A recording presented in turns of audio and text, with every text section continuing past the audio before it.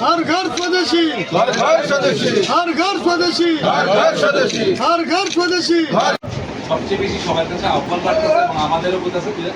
আমরা যেন আমাদের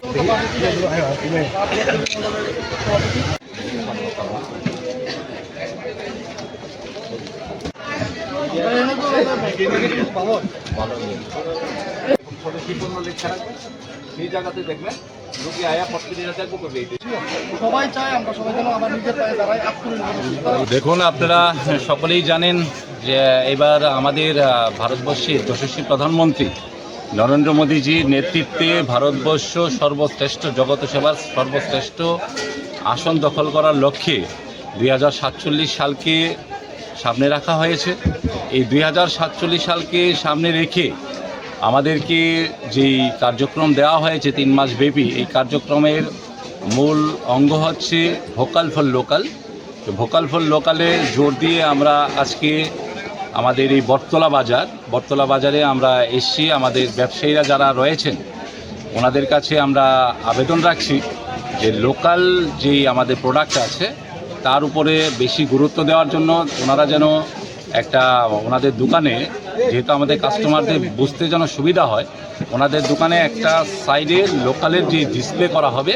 লোকাল প্রোডাক্টগুলি সেখানে থাকবে এবং বাকি প্রোডাক্টগুলি আলাদাভাবে ওনারা রাখবেন, যাতে কাস্টমাররা সহসা এসে ওনারা দেখতে পারেন যে লোকাল প্রোডাক্টগুলি এখানেই আছে, এখান থেকে আমি এটা ক্রয় করব। পাশাপাশি আমাদের ব্যবসায়ী বন্ধুদের আরও একটু দায়িত্ব রয়েছে, ওনারাও ওনার কাস্টমারকে,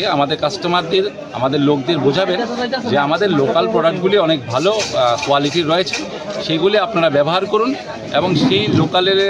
প্রোডাক্ট যদি আমরা বেশি ব্যবহার করি তাহলে যেই টাকা আমাদের মার্কেটে আসবে, এই টাকাগুলি আমাদের দেশে থাকবে, আমাদের রাজ্যে থাকবে, তাতে আমাদের দেশ অনেকটা অর্থনীতির দিক দিয়ে অনেকটা স্ট্রং হবে এবং বিকশিত ভারত যে 2047 আপনার সামনে রাখা হয়েছে আমাদের, সেই ক্ষেত্রে আমরা অ্যাটলিস্ট অলপ করে বলতে পারি যে 2047 লাগবে না, তার অনেকটা আগেই আমরা বিকশিত ভারত আমাদের হয়ে যাবে এবং যেটা অতুল প্রসাদের বাণী রয়েছে যে ভারত আবার জগত সেবা শ্রেষ্ঠ আসন হবে, সেটা আমাদের সফল হবে। আজকে আমাদের এই বটতলা বাজারে আমরা যে বেরিয়েছি তাতে আমার পাশে রয়েছেন এই 34 নং ওয়ার্ডের